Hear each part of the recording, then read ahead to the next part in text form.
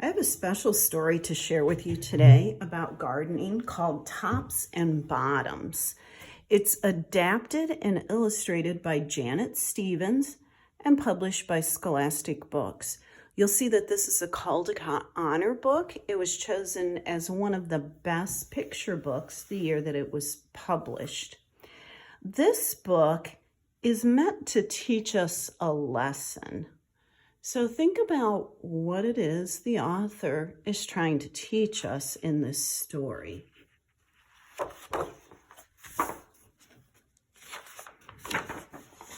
Notice how the book is long. Tops and bottoms. Once upon a time, there lived a very lazy bear who had lots of money and lots of land. His father had been a hard worker and a smart business bear, and he had given all of his wealth to his son. But all Bear wanted to do was sleep.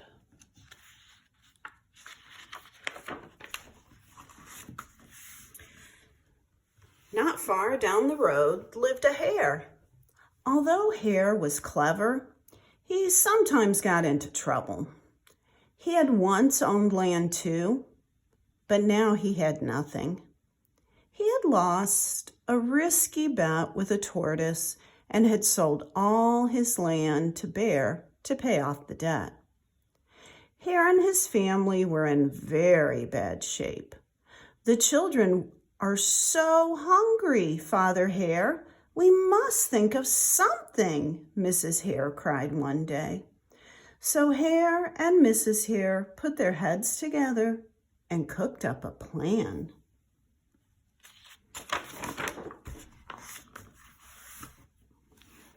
The next day, Hare hopped down the road to Bear's house. Bear, of course, was asleep. "Hello, Bear, wake up. It's your neighbor, Hare, and I have an idea." Bear opened one eye and grunted. "We can be business partners," Hare said. "All we need is this field right here in front of your house. I'll do the hard work of planting and harvesting, and we can split the profit right down the middle." "Yes, sir, Bear. We're in this together. I'll work and you sleep." "Huh?" said Bear. "So what will it be, Bear?" asked Hare. "The top half or the bottom half? It's up to you. Tops or bottoms?" Let's see," Bear said with a yawn. "Oh, take the top half, Hare." "Right, tops." Hare smiled. "It's a done deal, Bear."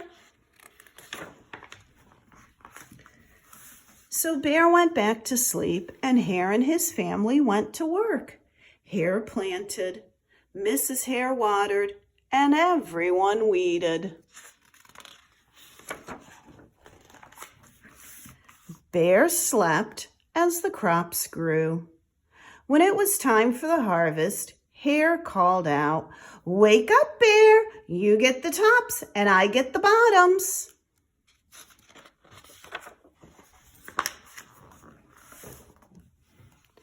Hare and his family dug up the carrots, the radishes, and the beets. Hare plucked off the tops, tossed them into a pile for Bear, and put the bottoms aside for himself.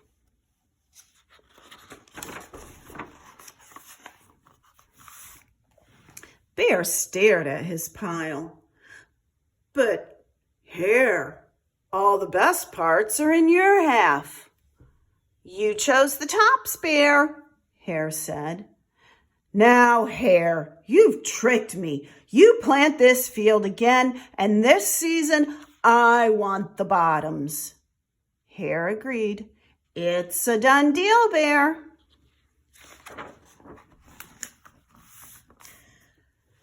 So Bear went back to sleep, and Hare and his family went to work. They planted, watered, and weeded.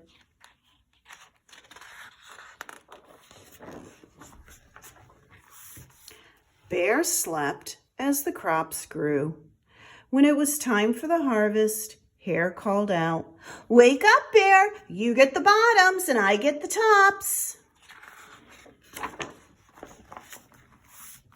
Hare and his family gathered up the lettuce, the broccoli, the celery. Hare pulled off the bottoms for Bear and put the tops in his own pile. Do you think Bear's going to like his bottoms this time? Bear looked at his pile and scowled. "Hare, you have cheated me again." "But Bear," Hare said, "you wanted the bottoms this time." Bear growled, "You plant this field again, Hare. You've tricked me twice, and you owe me one season of both tops and bottoms." "You're right, poor old Bear," sighed Hare. "It's only fair that you get both tops and bottoms this time. It's a done deal, Bear." So Bear went back to sleep, and Hare and his family went to work. They planted, watered, and weeded, then watered and weeded some more. Bear slept as the crops grew. When it was time for the harvest, Hare called out, "Wake up, Bear! This time you get the tops and the bottoms." There in front of Bear's house lay a high field of corn. Hare and his family yanked up every corn stalk. Hare tugged off the roots at the bottom and the tassels at the top and put them in a pile for Bear. Then he carefully collected the ears of corn in the middle and placed them in his own pile. Bear rubbed his eyes and watched. "See, Bear, you get the tops and the bottoms, and I get the middles. Yes, sir, Bear, it's a done deal." By now, Bear was wide awake. "That's it, Hare," he hollered. "From now on, I'll plant my own crops and take the tops, bottoms, and middles." Hare and his family scooped up the corn and hopped down the road toward home. Bear never again slept through a season of planting and harvesting. Hare brought back his land with the Hare bought back his land with the profit from the crops, and he and Mrs. Hare opened a vegetable stand. Although Hare and Bear learned to live happily as neighbors, they never became business partners again.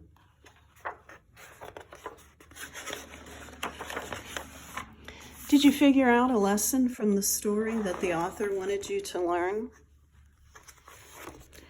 Bear was very lazy in the story, and he didn't get what he wanted from being lazy. He only got the things that Hare didn't want. Bear learned a lesson in the story that he should be lazy, or that he should not be lazy, and he should do the work for himself.